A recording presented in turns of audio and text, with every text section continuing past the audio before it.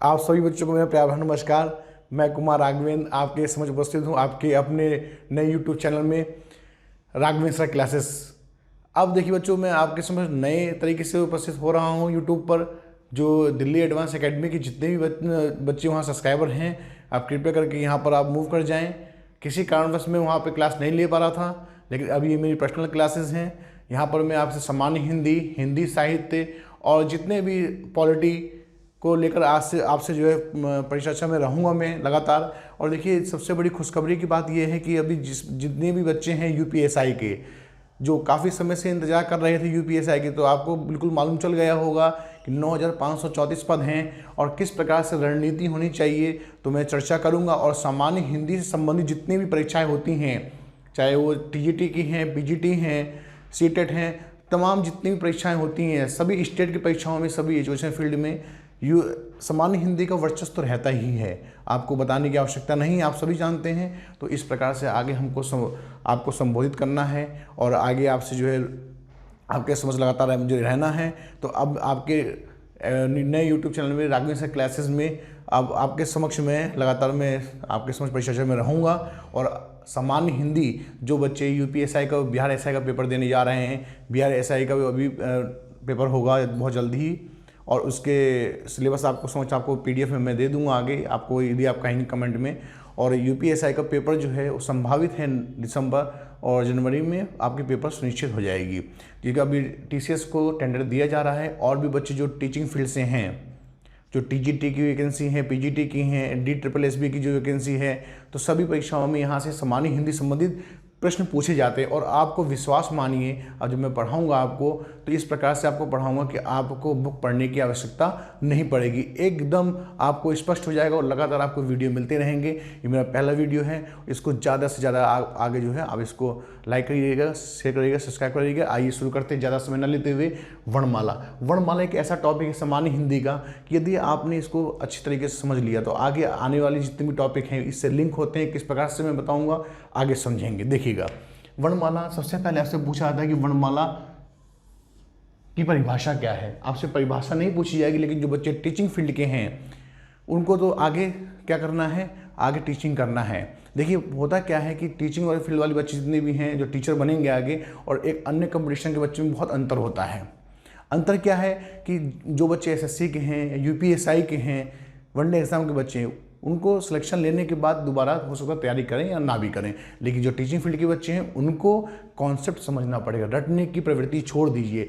UPSI में मैं दावा करता हूं, आप जो भी बच्चे मुझसे पढ़ चुके हैं, मैं अपने परिचय 2 मिनट के अंदर देना चाहता हूं। मैं डॉक्टर मुखर्जी में हिंदी साहित्य के फैकल्टी हूँ, कुमार राघवेंद्र के नाम से। जितने भी बच्चे मुझसे पढ़ चुके हैं सब परिचित हैं। सब बच्चे जो मुझसे पढ़ चुके हैं वो जानते हैं किस प्रकार से मैं पढ़ाता हूं। और विश्वास मानिए, यूपीएसआई में 100 नंबर की सामान्य हिंदी है, 100 नंबर में दावा करता हूं कि 95-98 नंबर आपके आएंगे। तो इस प्रकार से पढ़ना है, आप जल्दी से जल्दी समझ जाएंगे किस प्रकार से मैं पढ़ाता हूं। कॉन्सेप्ट क्लियर करना है। जो टीचिंग फील्ड के बच्चे होते हैं उनको कॉन्सेप्ट पढ़ना है, आपको भी पढ़ना है, क्योंकि रटने की प्रवृत्ति छोड़ दीजिए। आजकल जो ट्रेंड है वो फैक्चुअल में फैक्चुअल, कॉन्सेप्ट में कॉन्सेप्ट। तो आइए समझते हैं। यदि आपसे बात कीजिए वर्णमाला किसे कहते हैं, तो ध्यान से सुनिएगा बच्चों, आपको रटना नहीं है। जिस प्रकार एक एक मोतियों से गुथकर पूरी माला बनती है, बिल्कुल सही सुना आपने, जिस प्रकार एक एक मोतियों से गुथकर पूरी माला बनती है, उसी प्रकार एक एक वर्ण के द्वारा पूरी वर्णमाला लिखी जाती है। वर्ण किसे कहते हैं, ध्यान दीजिएगा।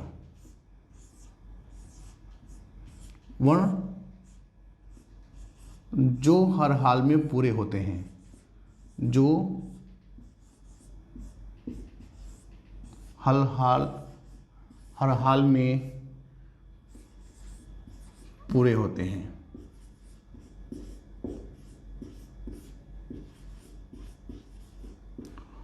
अक्षर, ध्यान दीजिएगा बच्चों, अक्षर क्या होते हैं, अक्षर जो नष्ट ना हो, जो नष्ट ना हो, जो नष्ट ना हो।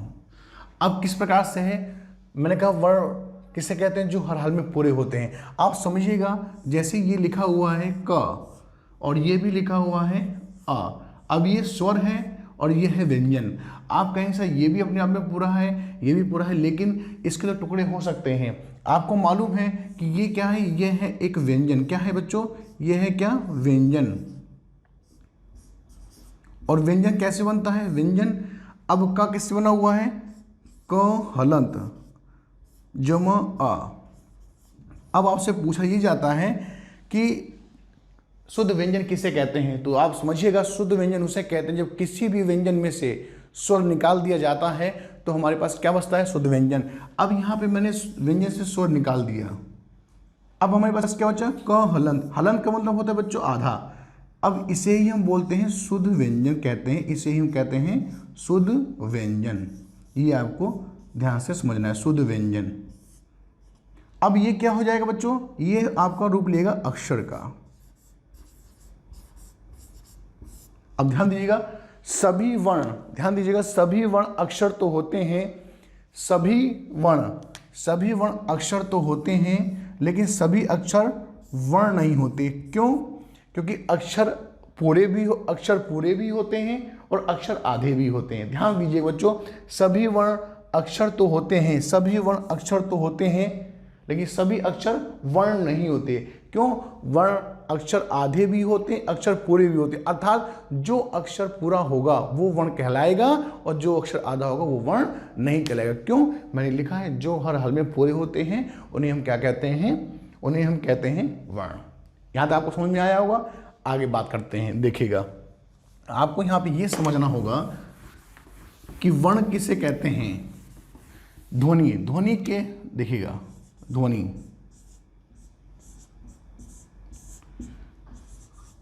ध्वनि के लिखित रूप को वर्ण कहते हैं। ध्वनि के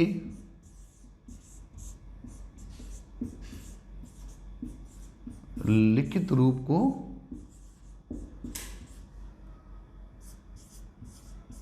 वर्ण कहते हैं।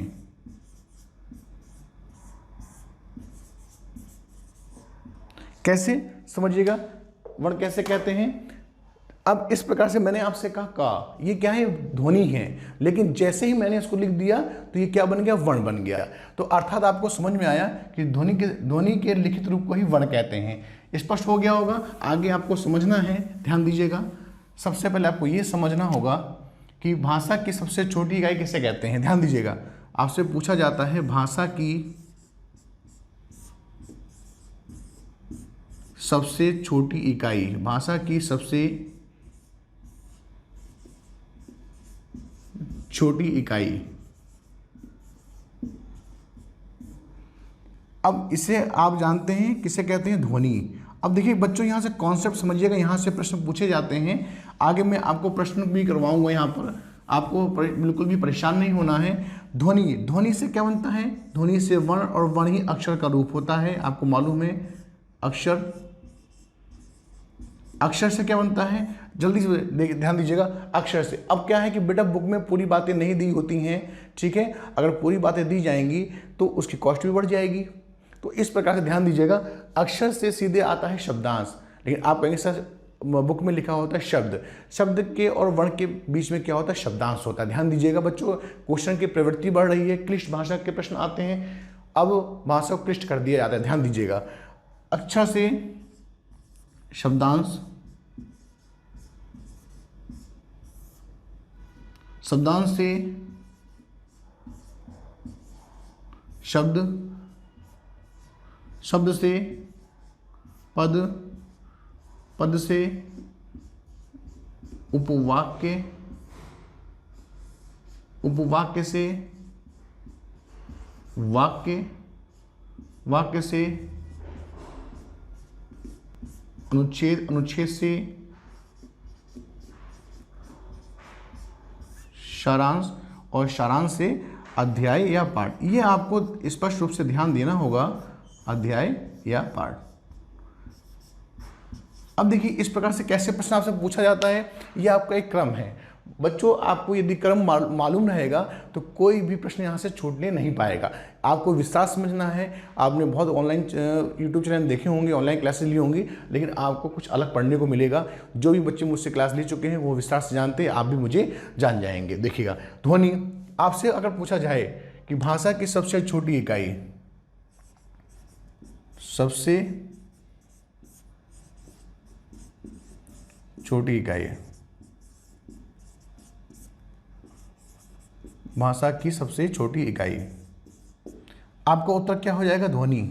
अब ध्यान दीजिएगा, यहाँ पे कॉन्सेप्ट है, अगर ऑप्शन में ध्वनि ना हो, जब ऑप्शन में ध्वनि नहीं होगा तो उसका उत्तर हो जाएगा वर्ण। क्या हो जाएगा बच्चों? वर्ण। अब ऑप्शन में ध्वनि नहीं है तो भाषा की सबसे छोटी इकाई वर्ण। अगर दोनों रहेंगे, अब आपके मन में एक बात चली होगी सर दोनों अगर आ जाए, दोनों अगर ऑप्शन में आते हैं ध्वनि एवं वर्ण, तो उत्तर का चयन आपको करना है ध्वनि को। स्पष्ट हो गया होगा, जब ऑप्शन में ध्वनि रहेगा और वर्ण रहेगा, भाषा की सबसे छोटी इकाई ध्वनि। अब आपसे पूछा जाएगा भाषा की सबसे छोटी लिखित इकाई। ध्यान दीजिएगा, भाषा की सबसे छोटी लिखित इकाई, लिखित इकाई, लिखित इकाई, तो बच्चों आपको मालूम है वर्ण। तो इस प्रकार से आपको पढ़ना है, भाषा की सबसे छोटी इकाई ध्वनि, भाषा की सबसे छोटी लिखित इकाई वर्ण। क्योंकि जैसे मैंने आपसे कहा अ, तो ये हमारी ध्वनि है, जैसे मैंने इसको लिख दिया ये क्या बन गया बच्चों? वर्ण बन गया। और मैंने आपको एक कॉन्सेप्ट बताया कि भाषा की सबसे छोटी इकाई ऑप्शन में ध्वनि और वर्ण रहेगा, तो आपको उत्तर का चयन करना है किसका? ध्वनि। ध्यान दीजिएगा, अब आपको वर्ण कब बताना है? जब ऑप्शन में ध्वनि ना हो। आपसे पूछा जाएगा कि भाषा की सबसे छोटी सार्थक इकाई, भाषा की सबसे छोटी सार्थक इकाई, छोटी सार्थक। अब बच्चों सार्थक मतलब क्या होता है? जिसका कोई अर्थ होता है। ठीक है, अब इस बात समझिएगा, तो ये आपका आंसर क्या हो जाएगा? शब्द। भाषा की सबसे छोटी सार्थक इकाई क्या है? शब्द। कैसे समझिएगा, जैसे वर्ण लिखा हुआ है बेटा, ये लिखा है वर्ण आ। क्या लिखा हुआ है? आ लिखा हुआ है। शब्दांश क्या होते हैं? शब्दांश होते हैं उपसर्ग। क्या होते हैं बच्चों? उपसर्ग, और इसी को हम बोलते हैं आधा। शब्दांश होते हैं उपसर्ग, इसी को बोलते हैं आधा। तो कहने का तात्पर्य क्या है? अब लिखा हुआ है आ, शब्दांश हमारा क्या हो जाएगा? बड़ा आ। ये किससे मिलके बना हुआ है? आ जमा आ से मिलके बड़ा आ बना हुआ है, इस प्रकार से। अब शब्द हमारा क्या है? जैसे हम कहते हैं जन्म। क्या कहते हैं? जन्म। तो क्या हो जाएगा बच्चों बताइए? अब देखिए, ये वर्ण है, शब्दांश आधा, और शब्द हमारा क्या हो गया? जन्म। अब देखिए, इसका कोई ना कोई अर्थ तो है। सार्थक मतलब होता है जिसका कोई अर्थ हो। इसका अर्थ होता है ना जन्म का। तो अब ये क्या हो जाएगा? दोनों मिलके क्या बना देंगे? पद। ये क्या हो जाएगा? आजन्म। क्या हो जाएगा बच्चों? आजन्म। ये हो गया आजन्म। ठीक है, यानी कि जन्म भर। हम लोग जब बच्चे, आप ध्यान दीजिएगा, जब शादी होती है तो वर वधू जो है आपस में कसम खाते हैं ना कि जन्म के साथ भी और आगे भी। समझिएगा ध्यान से, जब आपको समझना होगा कि शब्दांश और शब्द मिल जाते हैं तो पद का निर्माण कर देते हैं। अब सभी पद और उपवाक्य मिलकर वाक्य का निर्माण करते हैं। जैसे हम कहें जन्म भर आपका साथ निभाएंगे, जन्म भर आपका साथ निभाएंगे, तो इस प्रकार से भी क्या बन गया? एक वाक्य बन गया। तो आपसे देखिएगा ध्यान से बच्चों, यहाँ पे निश्चित रूप से एक प्रश्न पूछा जाता है, भाषा की सबसे छोटी, भाषा की सबसे छोटी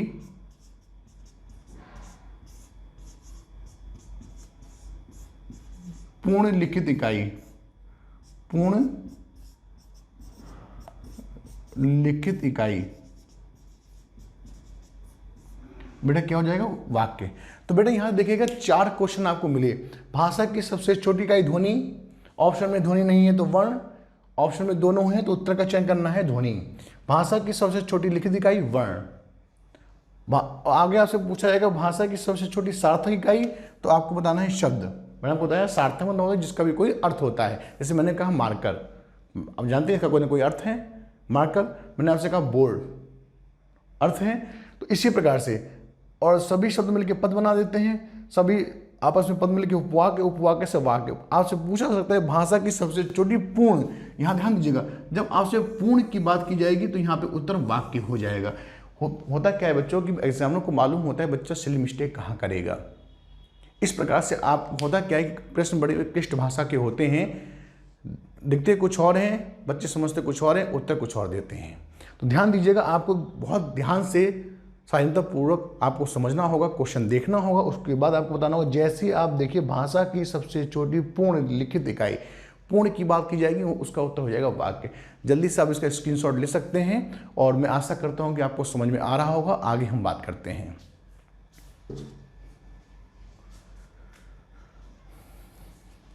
समझिएगा आगे।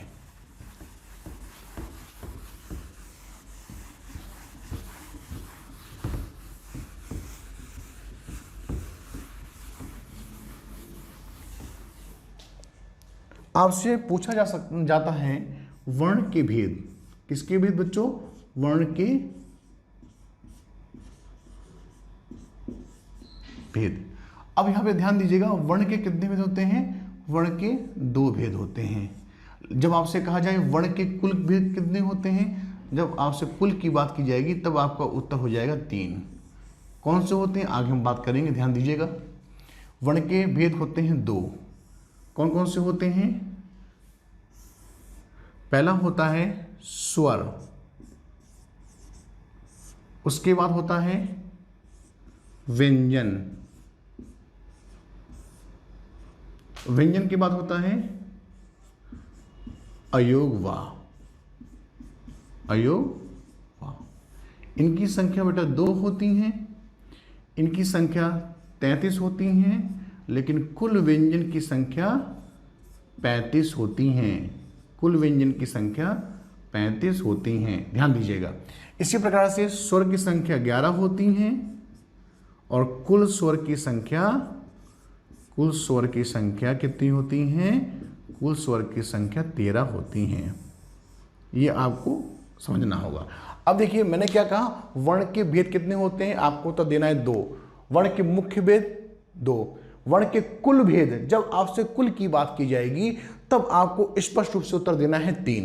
तो अब आपसे बात करते हैं, स्वर की संख्या कितनी होती है? 11, व्यंजन की संख्या 33, अयोगवा की संख्या 2 ही होती हैं। अयोगवा 2 ही होते हैं। कौन कौन से होते हैं तो समझ सकते हैं आप। देखिएगा, जिसके ऊपर लगा होता है बिंदी, इसे हम कहते हैं अनुस्वार। क्या कहते हैं? अनुस्वार। और सेकंड आपका होता है विसर्ग, विसर्ग। तो विसर्ग, ये आपको ध्यान देना होगा। और आपसे पूछा जाए कि स्वर के कुल स्वर कितने होते हैं? 13, कुल व्यंजन कितने होते हैं? 35, अयोगवा की संख्या कितनी होती है? 2। तो आपको समझ में आया होगा। आइए हम समझते हैं स्वर।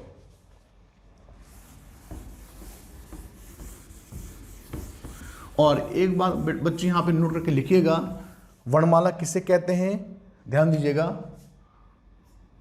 वर्णमाला किसे कहते हैं? वर्णों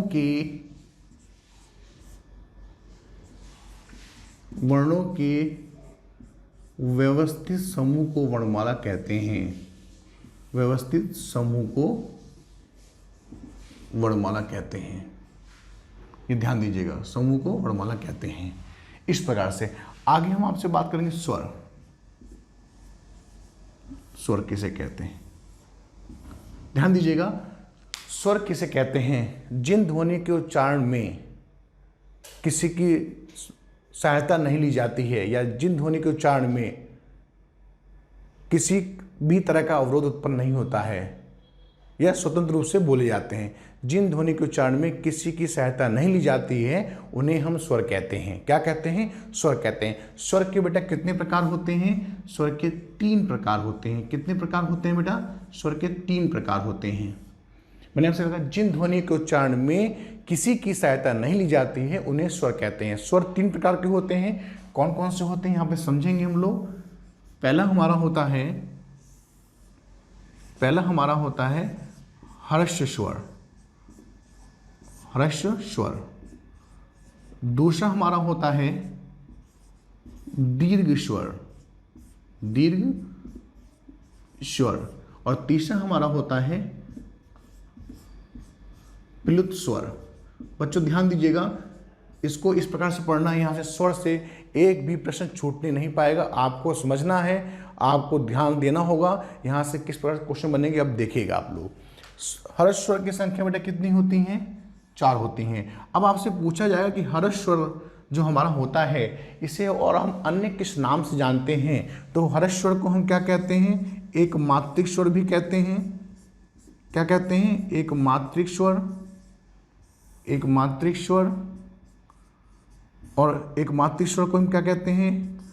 लघु स्वर और लघु स्वर। और इसे ही हम क्या कहते हैं? मूल स्वर। ध्यान दीजिएगा बच्चों, इसे हम क्या बोलते हैं? मूल स्वर। इनकी संख्या कितनी होती है? 4 देखिएगा, छोटा आ, छोटी ई, छोटा ऊ और ऋषि और ऋषि। बच्चों ध्यान दीजिएगा, इन 4 की वजह से ही मैंने क्या कहा, हर्ष स्वर की संख्या 4 होती हैं। इसे एक मात्रिक स्वर, जिन ध्वनियों के उच्चारण में एक मात्रा काल, देखिए एक मात्रा काल का समय लगता है, उन्हें हम क्या कहते हैं? हर्ष स्वर।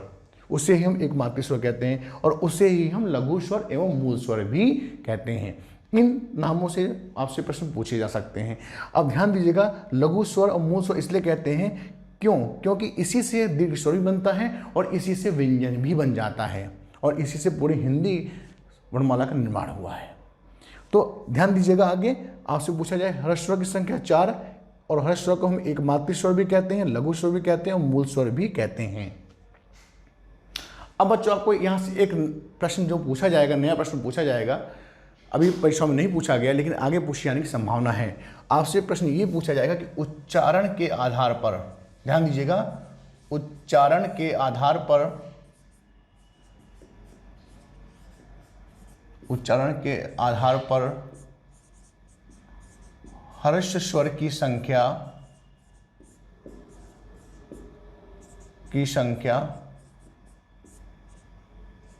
कितनी है? ऑप्शन में दे देता हूं, ऑप्शन 4,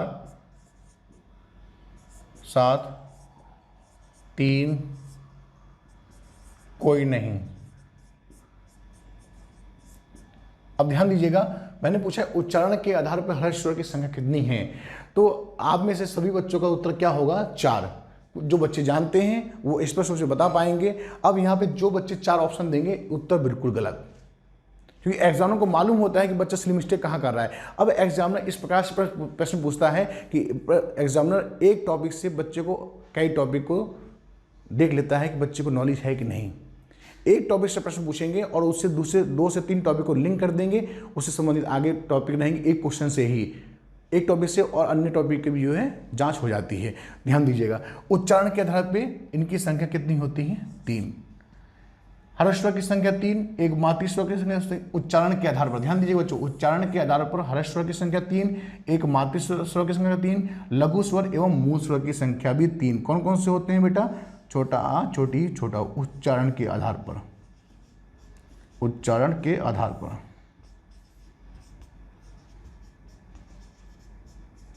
उच्चारण के आधार पर तो आपको यह समझना होगा मेरे प्यारे बच्चों कि उच्चारण की जब बात की जाएगी तो क्यों ऋषि स्वर को क्यों नहीं लिया गया? इसको इसलिए नहीं लिया गया क्योंकि री बोलने से व्यंजन की ध्वनि सुनाई पड़ती है। व्यंजन की ध्वनि, री बोलने से व्यंजन की ध्वनि सुनाई पड़ती है, इसकी ध्वनि सुनाई पड़ती है।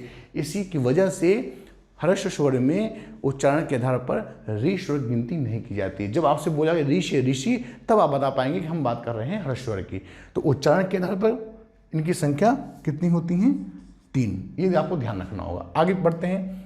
दीर्घ स्वर की संख्या होती है 7। अब दीर्घ स्वर को हम क्या कहते हैं? जब इसको हम बोलते हैं एक मात्रिक, तो इसे हम क्या बोलेंगे? द्विमात्रिक स्वर, द्विमात्रिक स्वर। और इसे हम बोलते हैं गुरु स्वर। क्या बोलते हैं बच्चों? गुरु स्वर। और इसे ही हम बोलते हैं संधि स्वर। ये आपको ध्यान रखना होगा, संधि स्वर। अब मैं आपको बताऊंगा, देखिए बच्चों, यहां से प्रश्न पूछा जाता है कि संधि, कौन सा संधि सही है? संधि ये शुद्ध लिखा हुआ है या संधि ये सही लिखा हुआ है? ये ध्यान देंगे, ये प्रश्न पूछा जाता है। शुद्ध कौन सा है बेटा? शुद्ध दोनों है, शुद्ध दोनों लिखे हुए हैं, लेकिन मानक संधि कौन सा है? मानक संधि है इसे हम बोलते हैं मानक। अब ध्यान दीजिएगा, जिसके माथे पे बिंदी नहीं, जिसके माथे पे बिंदी नहीं वो संधि नहीं, जिसके माथे पे बिंदी नहीं वो हिंदी नहीं, जिसके माथे बिंदी नहीं वो गंगा नहीं, जिसके माथे बिंदी नहीं वो संजय नहीं। अब जो मित्र संजय इनका नाम होगा कहेंगे सर ये क्या बता रहे हैं आप। तो मैंने मजाक के रूप में बताया कि जो जिसमें बिंदी लगी होती है, अनुस्वार लगा होता है, उसे हम मानक मानते हैं। अब दीर्घ स्वर को द्विमात्रिक स्वर भी कहते हैं, गुरु स्वर भी कहते हैं और संधि स्वर भी कहते हैं। अब इनकी संख्या कितनी होती है देखिएगा, ध्यान से पढ़िएगा। छोटा आ जमा छोटा आ मिलके क्या बन जाता है बच्चों, बड़ा आ। छोटी ई जमा छोटी ई मिलके क्या बन जाता है, बड़ी ई। छोटा ऊ जमा छोटा ऊ मिलके क्या बन जाता है, बड़ा ऊ। इस प्रकार से इन तीनों को हम क्या बोलते हैं, सजातीय स्वर। क्या बोलते हैं बच्चों, सजातीय स्वर। ध्यान दीजिएगा, सजातीय स्वर, इनकी संख्या होती है 3। अब ध्यान दीजिएगा, छोटा आ जमा छोटी ई मिलके क्या बन जाता है, ए। छोटा आ जमा बड़े ई मिलके क्या बन जाता है बच्चों, आई। छोटा आ जमा छोटा ओ मिलके क्या बन जाता है, ओ। छोटा आ जमा बड़ा ओ मिलके क्या बन जाता है, औ। अब बच्चों यहाँ ध्यान दीजिएगा, अब इसे हम क्या कहते हैं, इसे हम बोलते हैं विजातीय स्वर। क्या कहते हैं बच्चों, विजातीय स्वर या संयुक्त स्वर। आपसे संयुक्त स्वर नहीं पूछा जाएगा, आपसे पूछा जाएगा विजातीय स्वर किसे कहते हैं, और इनकी संख्या होती है 4। टोटल मिला के संख्या होती है 7। ये आपको ध्यान देना होगा।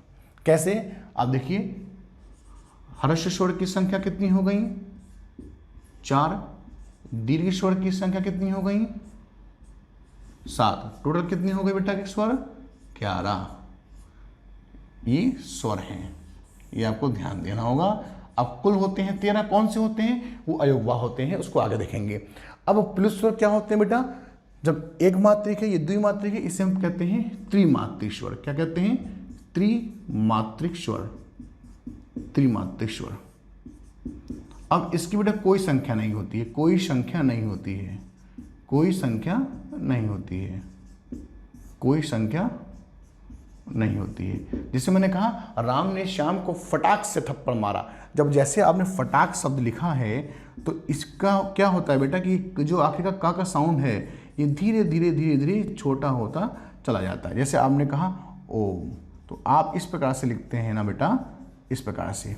जैसे आपने कहा राम, तो इसका क्या है, इसका इस प्रकार से छोटे होता ये चला जाता है, यानी कि पुनरावृत्ति होती है। जो वर्ण होते हैं वो धीरे धीरे धीरे उनको साउंड जो होता है वो धीरे धीरे कम होता चला जाता है। अब देखिएगा कैसे इसको याद करेंगे। जिन ध्वनि के उच्चारण में एक मात्रा काल का समय लगता है उन्हें ह्रस्व स्वर कहते हैं, उन्हें लघु स्वर एवं मूल स्वर भी कहते हैं।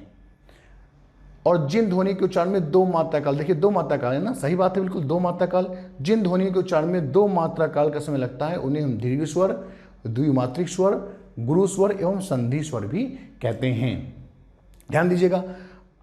और आपसे पूछ सकता है कि सजातीय स्वर की संख्या कितनी होती है, 3। जो वर्ण अपने ही, ध्यान दीजिएगा, जो वर्ण अपने ही जैसे वर्ण की मिल से बनते हैं, जो वर्ण अपने ही जैसे वर्ण की मिल से बनते हैं उन्हें हम सजातीय स्वर कहते हैं। जैसे मान लीजिए आप दोनों भाई हैं, दिल्ली पढ़ने आते हैं।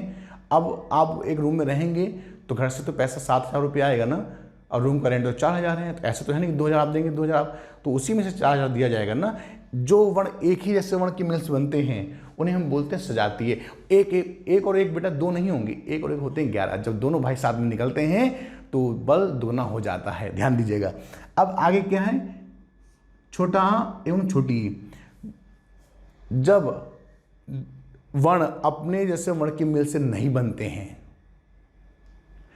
जब वर्ण अपने से अलग वर्ण की मिल से बनते हैं, जो वर्ण अपने से अलग वर्ण की मिल से बनते हैं उन्हें हम कहते हैं विजातीय स्वर एवं संयुक्त। बेटा संयुक्त नहीं पूछेगा क्योंकि आपको मालूम है, दिख रहा है ना संयुक्त। तो आपसे पूछेगा विजातीय स्वर की संख्या कितनी होती है, तो विजातीय स्वर की संख्या होती है 4। जो वर्ण अपने से अलग वर्ण की मिल से बनते हैं उन्हें हम कहते हैं विजातीय स्वर। जैसे आप आए दिल्ली और आपको 7,000 रुपये आपके रूम का रेंट है। अब आप क्या करेंगे, कुछ पैसा बचाने के लिए आप रूम पार्टनर रख लेंगे, तो आपका रेंट हो जाएगा 2,000। तो 2000 आप देंगे, 2000 आप देंगे, यानी विजातीय अलग अलग, है ना। इस प्रकार ध्यान रखना है। सजातीय स्वर की संख्या होती है 3, विजातीय एवं संयुक्त स्वर की संख्या होती है 4। अब प्लुत स्वर की कोई संख्या नहीं होती है, इसे हम त्रिमात्रिक स्वर कहते हैं। इसकी परिभाषा क्या होगी देखिएगा, जिन ध्वनि के उच्चारण में एक मात्रा काल का समय लगता है उन्हें हर्ष स्वर कहते हैं। जिन ध्वनि के उच्चारण में दो मात्रा काल का समय लगता है उन्हें हम दीर्घ स्वर एवं द्विमात्रिक स्वर, संधि स्वर कहते हैं। जिन ध्वनि के उच्चारण में 3 मात्रा काल, ध्यान दीजिएगा, जिन ध्वनि के उच्चारण में 3 मात्रा काल या 3 मात्रा काल से ज़्यादा का समय लगता है उन्हें हम कहते हैं प्लुत स्वर। इनकी कोई संख्या नहीं होती है, यह आपको ध्यान रखना होगा। आपसे पूछ सकता है प्लुत स्वर की संख्या कितनी होती है, कोई संख्या नहीं होती है। तो इस प्रकार से आपको ध्यान दीजिएगा। अब इसकी परिभाषा क्या हो सकती है, ध्यान दीजिएगा, जिन ध्वनि के उच्चारण में हर्ष स्वर से तिगुना समय लगता है तो उसे क्या कहते हैं, प्लुत स्वर। अब दीर्घ स्वर में क्या है, दीर्घ स्वर से कैसे परिभाषा बनेगी, जिन ध्वनि के उच्चारण में दीर्घ स्वर से ज्यादा समय लगता है, दूना नहीं बोलेंगे बेटा, ज्यादा समय लगता है, उसे हम बोलते हैं प्लुत स्वर। तो इस प्रकार से आपको दिखना होगा। वर्णमाला किसे कहते हैं, वर्णों के व्यवस्थित समूह को क्या कहते हैं, वर्णमाला कहते हैं। स्वर 3 प्रकार के होते हैं, मुख्य 2 प्रकार के होते हैं, मुख्य 2 प्रकार के होते हैं, ठीक है।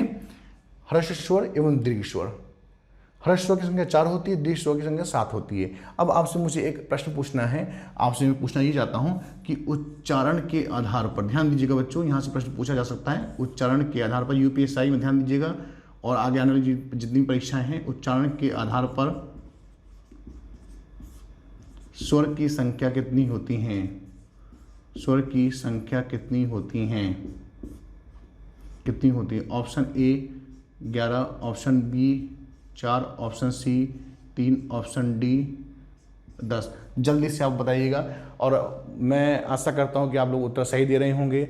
उच्चारण के आधार पर उच्चारण के आधार पर स्वर की संख्या, ज़्यादा से ज़्यादा बच्चे उत्तर देंगे 11, जो कि गलत है।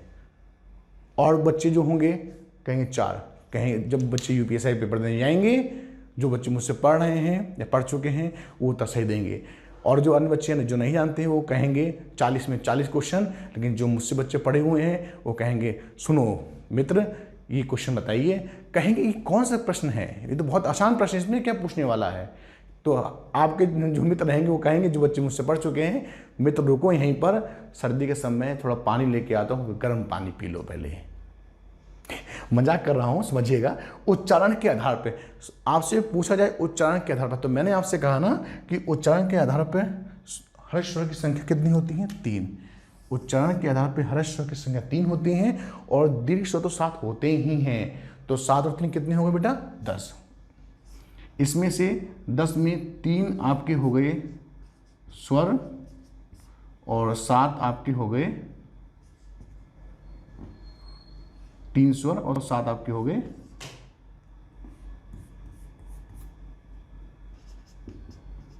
हर्ष स्वर और 7 आपके हो गए दीर्घ स्वर। तो आशा करता हूं बच्चों कि आज का वीडियो आपको समझ में आया होगा और बेहतर तरीके से आपने सीखा होगा स्वर। अगली कक्षा में स्वर से संबंधित ओष्ठ के आधार पर कितने प्रकार के स्वर होते हैं, जीवा के आधार पर कितने प्रकार के स्वर होते हैं, तालु के आधार पर कितने प्रकार के स्वर होते हैं, तो इस पर हम चर्चा करेंगे। और आपको ये वीडियो बहुत अच्छे से समझ में आया होगा। आशा करता हूँ कि आप कॉन्सेप्ट को समझे होंगे। इसको एक बार रिवाइज करिएगा, नोट्स बनाइएगा। मैं पूरे वीडियो और यूपीएससी के जो बच्चे हैं बिल्कुल भी घबराएंगे नहीं। यूपीएससी, BRSI और टीचिंग फ्रेंड्स जितने बच्चे हैं आप नोट्स बनाते चलें।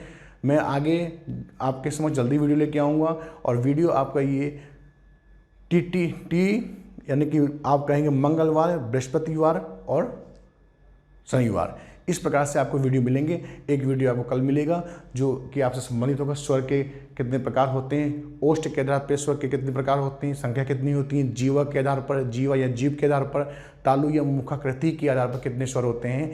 तो मैं आपसे बस यही उम्मीद करता हूँ कि आप ज़्यादा से ज़्यादा बच्चों को लिंक शेयर करें, सब्सक्राइब करें और लाइक करें, जिससे आपके साथ साथ आपके जो भाई बंधु हैं जो बड़े बड़े शहरों में नहीं आ सकते हैं वो घर पे बैठ कर तैयारी कर सके। आज ऑनलाइन का समय है, ऑफलाइन का माहौल ऑनलाइन में, इस प्रकार से आपको पढ़ना है। घर बैठ के ही आपको इस प्रकार से आपको समझ में आएगा कि एक एक प्रश्न आपको बिल्कुल भी कोई भी प्रश्न ऐसा नहीं होगा जो यहाँ से बाहर आ जाए। मैंने आपसे पहले ही कहा, जब आपके नोट्स बन जाएंगे सामान्य हिंदी के, तो लूश एंड IT पब्लिकेशन जैसी बुक आपके नोट्स के मात्र 50% ही रहेगा। तो आप ज़्यादा से ज़्यादा बच्चों को शेयर करें, जिससे आपके साथ साथ आपके भाई बंधु, आपके मित्रों का भविष्य भी उज्जवल हो पाए। तो मैं आशा करता हूँ कि आज आपकी वीडियो समझ में आई होगी। आप सभी का बहुत बहुत धन्यवाद।